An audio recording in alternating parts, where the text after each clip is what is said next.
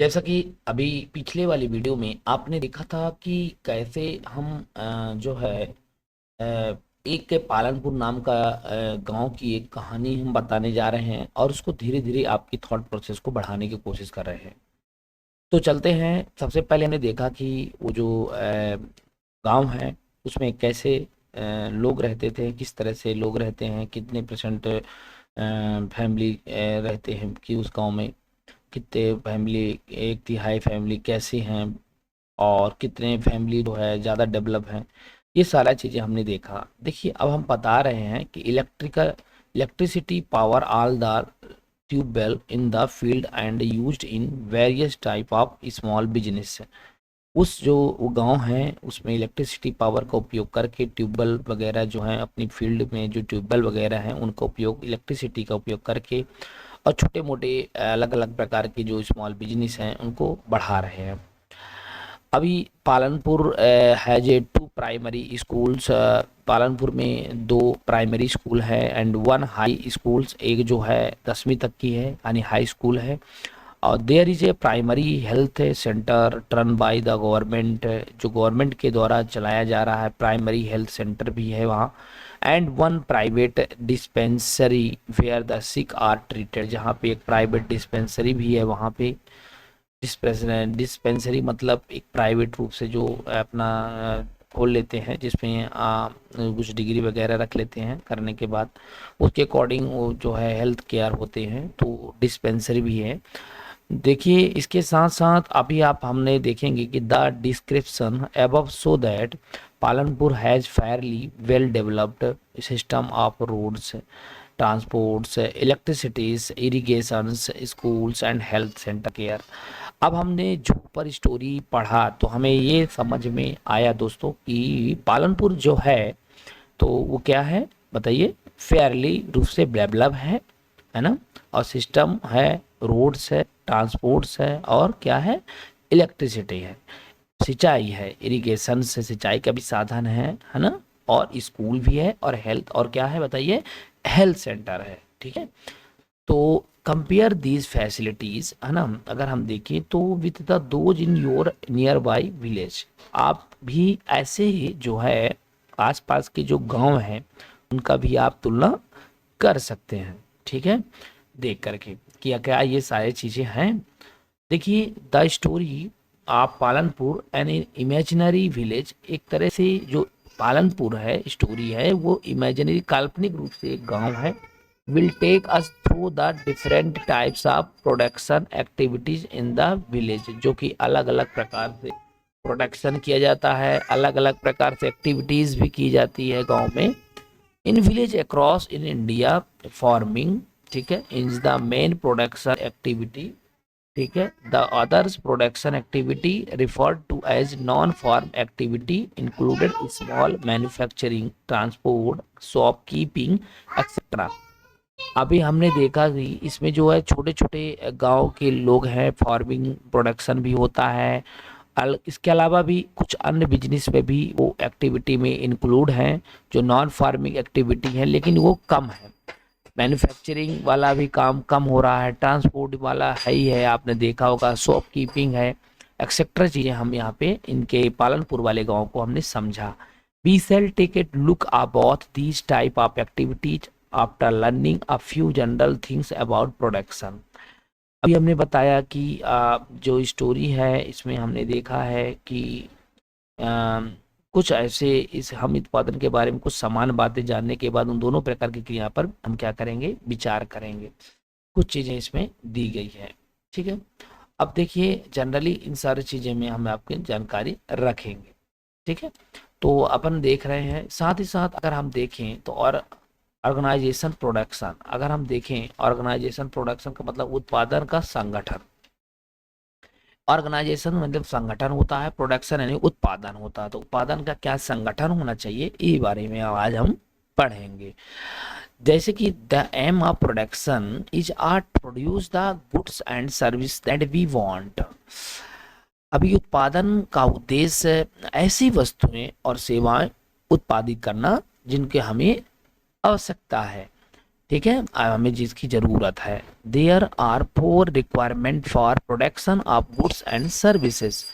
वस्तु और सेवा, ठीक है, सर्विसेज यानी सेवाएं हो गया, गुड्स यानी वस्तुएं, वस्तुओं और सेवाओं के उत्पादन के लिए हमें 4 चीजें आवश्यक है, ठीक है ना। The first requirement is land. सबसे पहले हमें जो जरूरी है, पहली आवश्यकता है, वो है भूमि है। And other natural resources such as water, forest and minerals.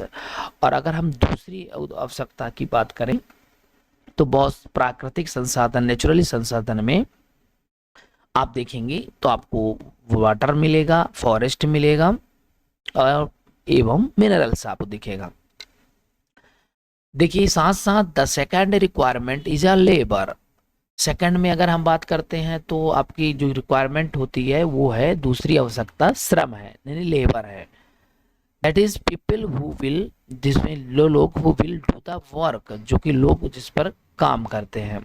Some production activity है ना require the highly educated workers to performs the necessary task.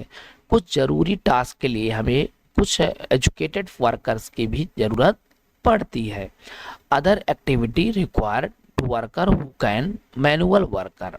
और अन्य अदर एक्टिविटी के लिए हमें केवल श्रम के लिए ही चाहिए था। Each worker is providing the labour necessary for production. आपको हम बता दें कि प्रत्येक श्रमिक उत्पादन के लिए आवश्यक श्रम प्रदान करते हैं, ठीक है। अब तीसरी बात हम करने जा रहे हैं दोस्तों, तो थर्ड रिक्वायरमेंट इज है फिजिकली कैपिटल। अब जो हमारा थर्ड, तीसरी आवश्यकता है वो भौतिक पूंजी, यानी फिजिकल यानी भौतिक, कैपिटल यानी पूंजी की आवश्यकता है। एग्जाम्पल के तौर पे अगर हम देखें तो the variety of inputs required at every stages during the production. अगर हम बात करते हैं तो अर्थात उत्पादन के प्रत्येक स्तर पर जो है अपेक्षित कई तरह के आगत है, ठीक है। क्या आप बता सकते हो what are the items that come under physical capital. अब हम ये कहेंगे कि क्या आप जानते हैं कि भौतिक पूंजी के अंतर्गत कौन कौन सी मदें आती है, ठीक है, ये आती है।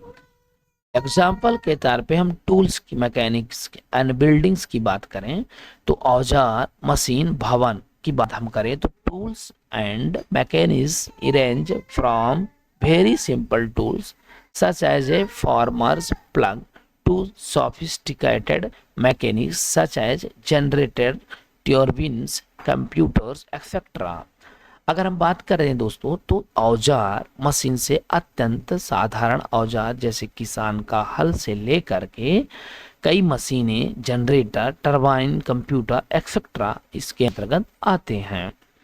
देखिए tools, mechanics, building can be used in production over many years and are called fixed capital.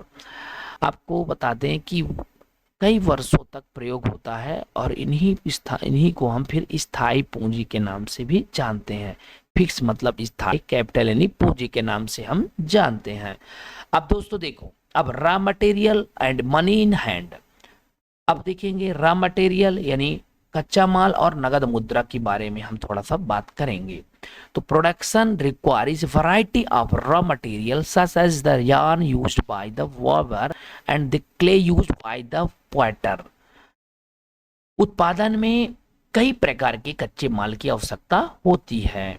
जैसे अगर हम बात करें एग्जाम्पल के लिए, जैसे बात करें बुनकर द्वारा प्रयोग किए जाने वाला सूत और कुम्हार द्वारा प्रयोग की जाने वाली मिट्टी। यही भी आप बताए ना कि बुनकर जो होते हैं such as the yarn used by the weaver and the clay used by the potter, potter यानी कुम्हार, ठीक है।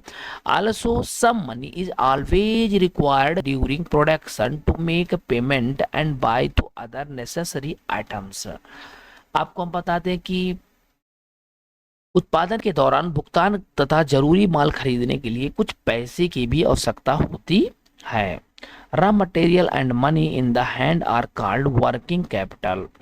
आपको बता दें कि रॉ मटेरियल जो होता है कच्चा माल तथा नगद पैसे को कार्यशील पूंजी कहते हैं। अनलाइक टूल्स, कुछ ऐसे चीजें हैं, mechanics and buildings, these are used up in production. आपको हम बता दें कि मैकेनिक्स जो कार्यशील पूंजी होते हैं, औजार, मशीन, भवनें, ये सारे चीजें दौरान समाप्त हो जाती है। There is fourth requirement too, अब यहाँ पे बता दूं चौथी रिक्वायरमेंट भी होती है। You will need knowledge and enterprise to be able to put together land, labor, and physical capital and produce an output either to use yourself or sell in the market। इसके अलावा भी ये तीन के अलावा एक चौथी की भी बहुत ज़्यादा ज़रूरत होती है, जैसे कि आपकी नॉलेज है। अगर आपको ये नॉलेज रहेगा, दिमाग रहेगा, तो आप क्या कर सकते हैं, भूमि, श्रम और भौतिक पूंजी को एक साथ करने योग्य बनने के लिए हमें ज्ञान और उद्यम की आवश्यकता होती है। This are days is called human, this called is human, क्या हो जाएगा, कैपिटल। ये भी एक तरह से मानव कैपिटल भी एक तरह से ह्यूमन कैपिटल के अंतर्गत आता है, यानी हम इसे मानव पूंजी भी कहा जाता है। अब जैसे कि बात करते हैं दोस्तों कि 20 साल learn more about human capital in the next chapter.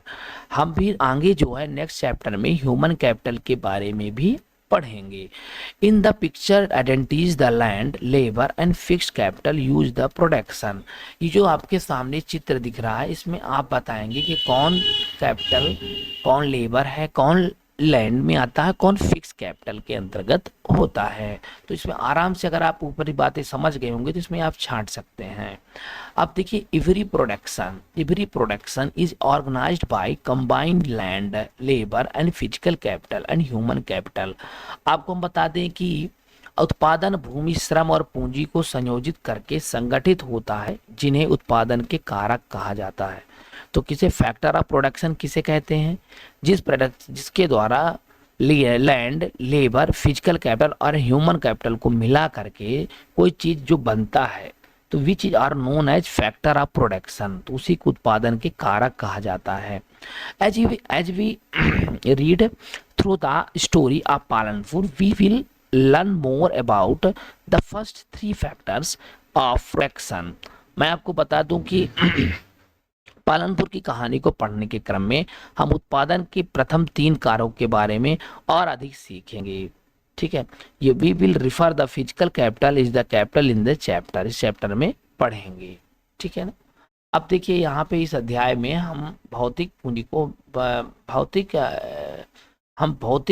को पूंजी कहेंगे। ठीक है, समझने के लिए। फार्मिंग इन पालमपुर में खेती। अब जैसा कि आपने फर्स्ट नंबर में लैंड इज फिक्स्ड, भूमि स्थिर है, इसके बारे में थोड़ा चर्चा करेंगे। भूमि एक फिक्स्ड है।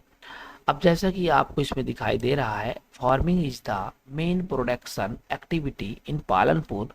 75% of the people who are working are dependent farming for their livelihood. Palanpur खेती उत्पादन की प्रमुख क्रिया है। काम करने वाले में से मैं आपको बता दूं 75% लोग अपने जीविका के लिए खेती पर निर्भर हैं। ठीक है, आप देखते हैं, they could be farm labours, they will begin of these people is closely related to production on the farm. आपको मैं बता दूं कि वे किसान अथवा कृषि श्रमिक हो सकते हैं, उन लोगों का हित में उत्पादन से जुड़ा हुआ है। But remember that there is a basic, पर लेकिन याद रहे कुछ basic constant in rising from production, जो प्रोडक्शन के लिए जरूरी है। Land area and the cultivation is particularly fixed. लेकिन आपको याद रखिए, कृषि उत्पादन में मूलभूत कठिनाई खेती में प्रयुक्त भूमि क्षेत्र स्थिर होता है। ठीक है ना, तो फिक्स्ड होता है भूमि क्षेत्र, क्या होता है, फिक्स्ड होता है। अभी हम बताएं, सिंस 1916 पालनपुर में जो है वर्ष 1960 से, है ना, there has a been expansion in land area under, लगभग अंडर की अगर हम बात करें इसके बाद फिर पढ़ें तो अंडर कल्टीवेशन। मैं आपको बता दूं कि लगभग वर्ष 1960 से आज तक की जुताई के अंतर्गत भूमि क्षेत्र में कोई भी विस्तार नहीं हुआ है। By then some of the wasteland in the village had been converted in cultivated land. There exists no further scope to increase farm production by bringing new land under cultivation. उस समय तक गांव की कुछ बंजर भूमि को कृषि योग्य भूमि में बदल दिया गया था और नई भूमि को खेती योग्य बनाकर कृषि उत्पादन को और बढ़ाने की कोई गुंजाइश नहीं है। अब इसका मतलब हम थोड़ा समझेंगे। अब देखिए, the standard unit of measuring land in hectare through in the village you may find land area beginning discussed in local unit such as bigha, guntha etcetera. भूमि मापने की मानक इकाई हेक्टेयर है। यद्यपि गांव में भूमि का माप बीघा, अंगूठा अंगूठा आदि जैसे क्षेत्रीय इकाई में भी किया जाता है। 1 hectare equal in the area of square with one side of measuring 100 meters. Can you compare the area of 1 hectare field with area of your school ground? क्या आप 1 हेक्टेयर के मैदान के क्षेत्र की तुलना अपने स्कूल के मैदान में कर सकते हैं? 1 हेक्टेयर 100 मीटर की भुजा वाले वर्ग का क्षेत्रफल के बराबर होता है। दोस्तों कैसा लगा जरूर बताइएगा। अब हम सेकंड में देखेंगे, इस their way one can grow more from the same land. क्या उसी भूमि से अधिक पैदावार करने का कोई तरीका है? इसकी बारे में चर्चा हम करेंगे नेक्स्ट वीडियो में। तब तक के लिए धन्यवाद।